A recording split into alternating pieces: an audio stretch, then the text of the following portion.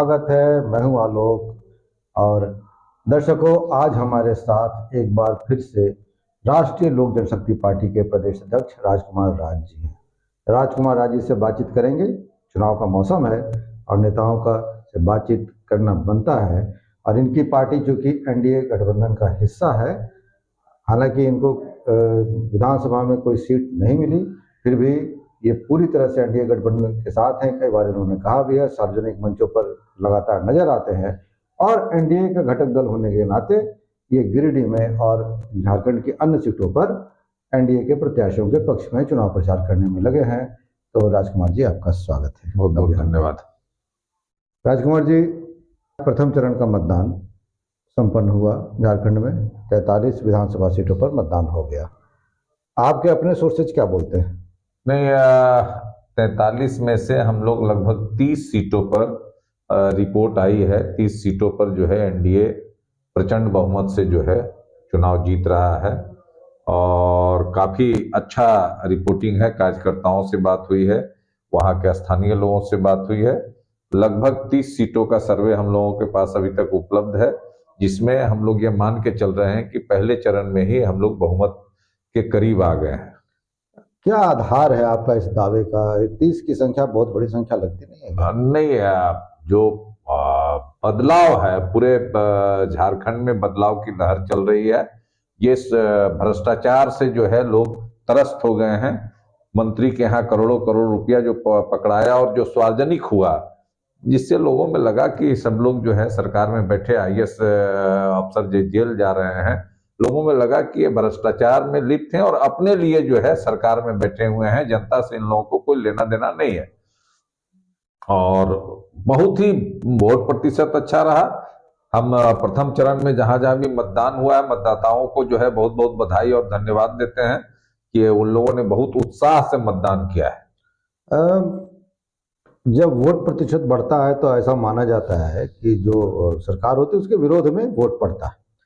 हालांकि पिछले कुछ चुनावों से यह ट्रेंड बदला भी है, तो आप कैसे कह सकते हैं जब वोट प्रतिशत बढ़ा है और ट्रेंड बदला भी है, उसके बावजूद आप कैसे कह सकते हैं कि हेमंत सोरेन सरकार के विरोध में? नहीं, ये लगातार चल रहा है। पिछली बार जब ये जो ईडी का रेड हुआ, सारा कुछ हुआ, तो जहां एक तरफ लोगों सहानुभूति पाने की कोशिश की, लेकिन जब लगातार दोषी पाए जाने लगे कुछ लोगों के यहाँ जो है धन इकट्ठा जो है करोड़ों करोड़ रुपया मिला, तो लोगों के मन में, झारखंड की जनता के मन में आ गया कि जो है ये लोग सिर्फ अपने लिए लूट और भ्रष्टाचार की सरकार है।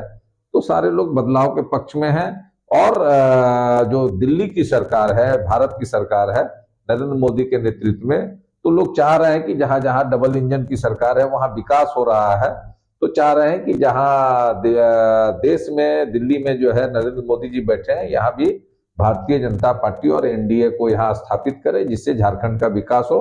इसलिए सब लोगों ने जो है डबल इंजन की सरकार बनाने के लिए मतदान किया है। अच्छा, डबल इंजन की बात की आपने, तो एक सवाल बनता है कि पिछली बार जब हेमंत जी की सरकार बनी, इन्होंने रघुवर दास की सरकार को पटखनी दी थी, तो उस वक्त भी तो झारखंड में डबल इंजन की सरकार। रघुवर दास जी का मामला दूसरा है। रघुवर दास जी डबल इंजन की सरकार है, उन्होंने काम भी किया था, लेकिन उनके कुछ फैसले गलत हो गए थे और जिसके कारण लोगों में आक्रोश था, खास करके जो जमीनी स्तर पर जो जुड़े हुए थे, और उस समय तत्कालीन कार्यकर्ताओं में भी कुछ रोष था, इसका भी रिएक्शन था।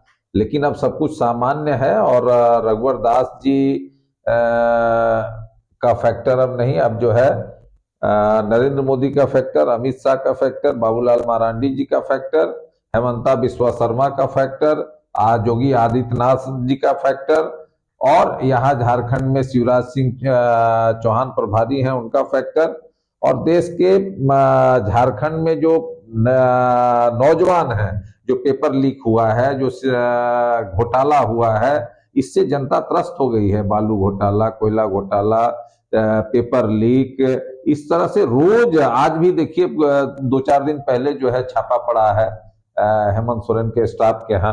तो लगातार जमीन से जुड़े मामले आ रहे हैं, लोगों में एकदम माहौल है कि ये लोगों को हटाना है, ये लोग तो पूरे झारखंड को बेच देंगे। अच्छा, आपने फैक्टर तो कई गिना दिए, तो क्या इधर से कोई फैक्टर नहीं, क्या मैया समान योजना फैक्टर, नहीं नहीं अबू भैया, आवास योजना नहीं फैक्टर, नहीं जैसा भैया, मेरा हाँ सवाल सुन लीजिए। हाँ अबू आवास योजना फैक्टर, बिजली बिल माफी फैक्टर, इसके अलावा अगर गिरिडीह की बात करें तो यहाँ इतनी बड़ी बड़ी योजनाएं आ गई, यूनिवर्सिटी आ गई, ये सब फैक्टर नहीं है। उसके अलावा जो एक सबसे बड़ा फैक्टर है कि हेमंत सोरेन को जेल भेजना और उसके बाद हाई कोर्ट को द्वारा उनको बेल देना, और उस बेल ऑर्डर में लिखना कि ऐसा कुछ लगता नहीं है कि हेमंत सोरेन की संलिप्तता इन मामलों में है। तो ये सब फैक्टर क्या काम नहीं करेंगे? नहीं, ये आपने वहां तक आते हैं। पहला तो जो आपने कहा कि बड़ी योजना है सोलर सिटी, सोलर सिटी ये भारत सरकार की योजना है। लोगों को सोलर सिटी, चलिए आपकी बात मान ली, हाँ, सोलर सिटी। उसके अलावा जो यूनिवर्सिटी यहाँ पर आई है, टेक्निकल यूनिवर्सिटी है, इंजीनियरिंग कॉलेज है, रिंग रोड है, इसके अलावा गिरिडीह पचम्बा 4 लेनिंग है। जो सरकार में बैठे लोग होते हैं उनको तो काम करना ही चाहिए। तो ये कोनो कृपा उन्होंने नहीं तो ये किया है। फैक्टर्स होंगे कि नहीं? नहीं नहीं, ये कोई कृपा उन्होंने नहीं किया है गिरिडीह की जनता पर कि ये काम हुए हैं। ये काम तो रूटीन वर्क है।